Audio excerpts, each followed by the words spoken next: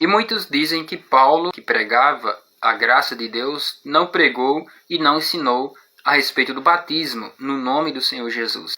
Nós sabemos que Paulo mesmo falou que ele batizou alguns dos que creram.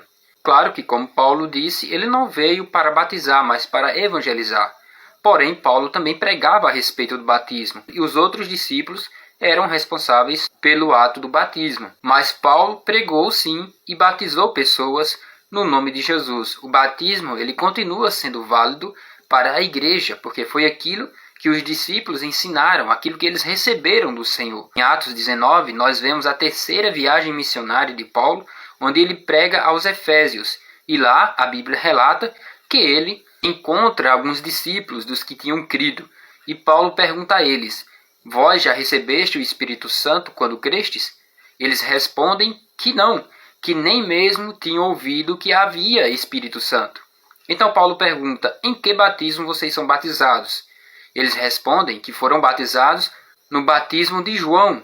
Então Paulo diz: certamente João batizou com o batismo do arrependimento, dizendo ao povo que crescem no que após ele viria, isto é, em Jesus Cristo.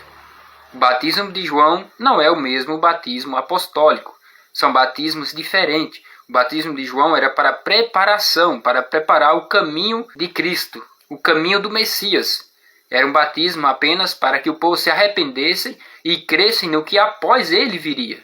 Como está escrito na lei: voz do que clama do deserto, preparai o caminho do Senhor, endireitai as suas veredas. Esse foi o papel de João Batista, por isso que ele estava no deserto pregando e batizando as pessoas. Mas ele não batizou no nome do Senhor Jesus.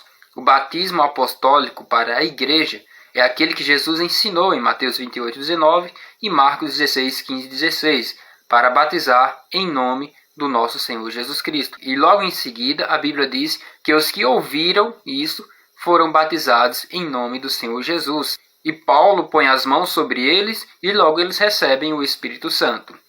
Ora, Paulo pregou o batismo. Paulo batizou. Paulo, sendo apóstolo e doutor dos gentios, pregou o batismo em nome do Senhor Jesus, porque isso é mandamento para a igreja. É mandamento para o povo de Deus. Como Jesus falou, quem crê e for batizado será salvo. Jesus falou para eles pregar o evangelho a todas as nações, ou seja, não somente judeus naquela época, mas também gentios, pregando e batizando-os em nome do Pai, do Filho e do Espírito Santo, que é Senhor Jesus Cristo. Então, tanto Paulo como os demais discípulos, Pedro, Filipe, batizaram em nome do Senhor Jesus. O batismo é válido sim para a igreja e nós não podemos contrariar aquilo que está na Escritura.